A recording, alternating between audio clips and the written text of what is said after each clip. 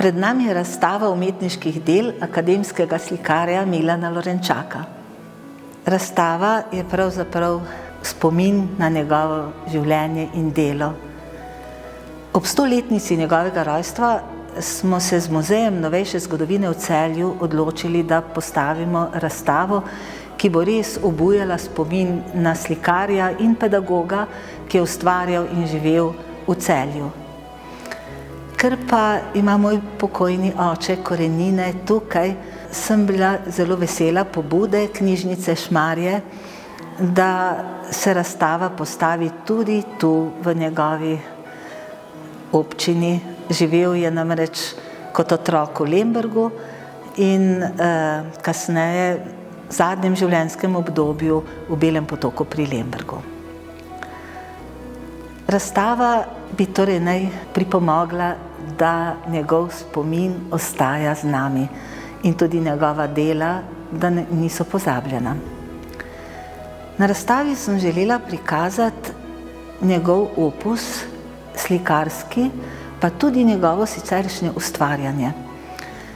V slikarstvu sem želela prikazati vso motiviko, ki jo je ubiral, in hkrati tudi vse tehnike, ki jih je uporabljal. Če najprej pogledam motive, slikal je krajine, portrete, tihožitja. Bil je odličen portretist, sprva je portretiral v olju, kasneje pa tudi v risbi in akvarelu. Kot modele je izbiral vse ljudi, ki so bodisi sami želeli imeti portret, ali pa je iskal modele med svojimi prijatelji, družinskimi člani, med svojimi pedagoškimi kolegi ali med znanimi Celjani in drugimi znanimi kulturniki. Krajina je bila tudi njegova ljubezen, zelo rad je slikal pokrajino, kamorkoli je prišel. Znal je gledati s srcem, kot včasih radi rečemo.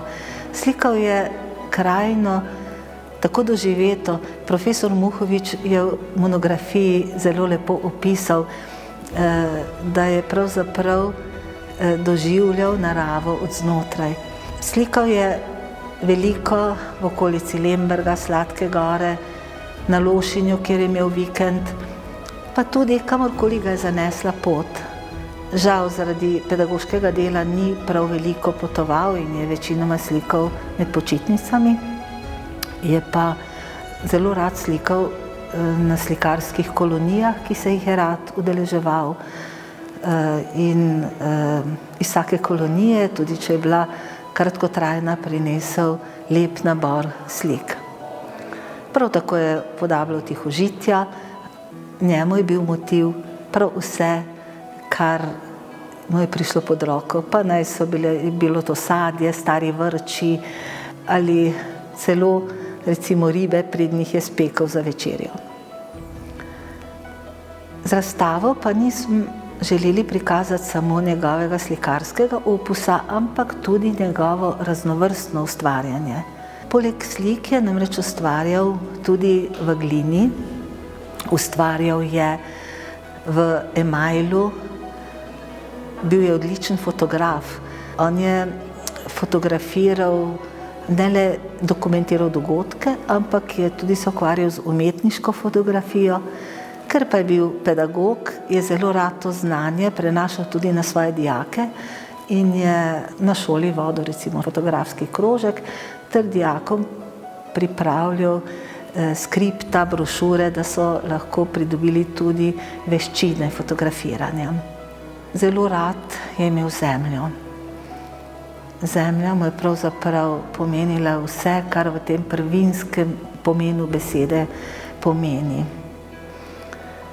Ko si je v zadnjem obdobju svojega življenja v Belem Potoku pri Lembergu postavil hišo, je praktično preoblikoval ves hrib, sadil drevje in sam zidal ograje, škarpe, ni se bal nobenega dela in tudi še v mladosti in starosti nobene naloge. Vse mu je bilo izziv, ni mu bil problem ali breme, ampak je bila vsaka naloga izziv in vseh izzivov se je lotil. Na razstavi so v vitrinah prikazani tudi utrinki iz njegovega življenja. Kot rečeno, celotna razstava obuja spomin na umetnika, ki je živel in deloval v tem okolju. Likovni kritiki so ga v njegovem obdobju zelo dobro ocenili v smislu slikarja, ki je ostal zvest svojim načelom, ki je bil pošten, dosleden in deloven. Namreč v času zenita njegovega ustvarjanja je bilo popularno moderno slikarstvo. On pa je ostal zvest samemu sebi in dr. Sedej je v eni od kritik napisal, da šele čas odkrije umetnika, ki ohranja svoje prave vrednote in poštenost do dela.